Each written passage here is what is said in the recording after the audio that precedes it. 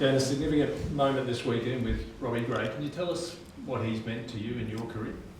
Yeah, well, first, Robbie's a star of the competition, and to me personally, I had a little bit to do with him at the start of my career, being an Oakley Chargers boy as well as he was. But then, he's really invested into the youth at the club, Zach Butters, Dill Williams, and the recruiting of some of them. So he's a really important part of that area and the young players coming through at the moment.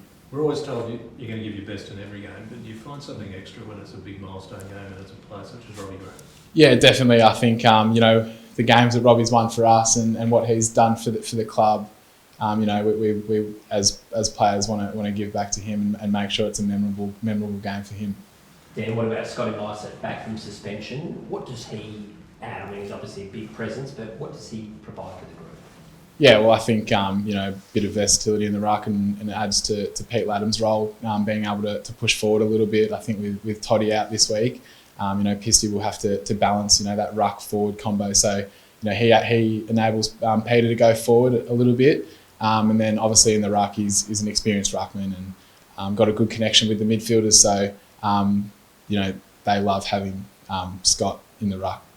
Do we describe you now as a midfielder or a defender still? Yeah, I think I'm still working out that myself a little bit. I've played a little bit of both at the moment, and I'm still trying to find my feet, in the back line at the moment now, and then push into the midfield in the weeks to come. So if we keep you on the defence, how have you dealt with last weekend when it's the biggest score you've conceded in a long while?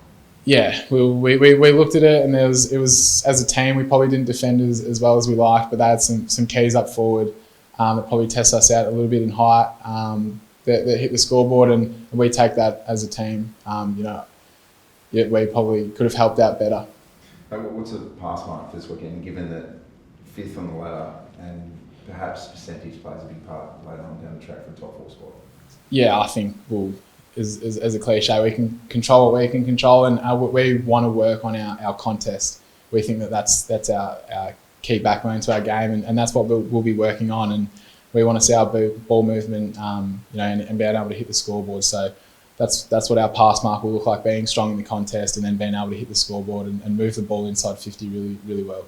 Dan, they say the premiership table doesn't lie, and the coach has made it very clear you're good, but not good enough and not great yet. So where's the growth going to come from this group?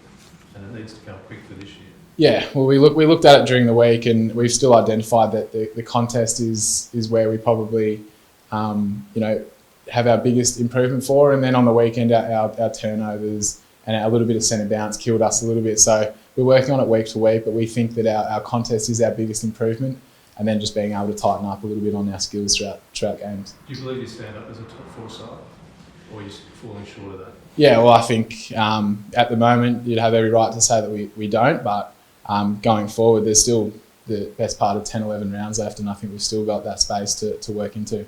And what about Dersmer and Butters? I know they're out again running today. How encouraging to see those two boys back on track? Yeah, really, really exciting to see. Butsy's little flea out there.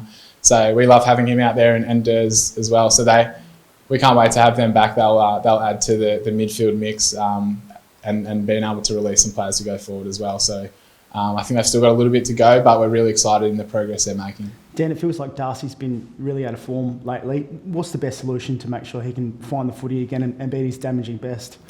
Yeah, I think there's a few of us that are a bit out of form at the moment, and we're trying to play well as a team and get through as much as the game as possible, playing well as a team. And I think as an individual, Darcy probably wouldn't be playing the best footy that he would have liked, but there's a lot of us out there that are in the same boat, and I think we need to just keep getting around each other, giving him the ball and helping him out and putting him in good positions. Another defender that's been losing a little bit is Hartlett. Was he a chance to come back in after spending some time in the SANFL? Yeah, I think Hartsy's building a lot of form and confidence in the SANFL. With selection tonight, I'm not sure how that will go, but his focus is on building his confidence and his contest in the back line, and he's definitely doing that and helping out the young boys around him as well with his leadership. Do you look at tribunal sessions for guidance as to how you should play the game? Is tonight one of those moments that you're looking at so you can understand what you can do when you approach the contest? Not too much. I think with the position I play, being able to read the ball and come forward to impact is part of my game. But I think there's a balance, and you definitely have a look at it. But I think that the way that we play, it's a fast-paced game, and split-seconds decisions are made. And I think what will happen will happen. Ryan Burton copped a pretty heavy knock during training. Is he okay? How was he after that? Yeah, I didn't actually see it, but talking to Ryan in the change rooms, it was just a stinger, and he'll be right to play this week. So just on the shoulder, did he? Yeah, I didn't actually see it, but talking to him, all good.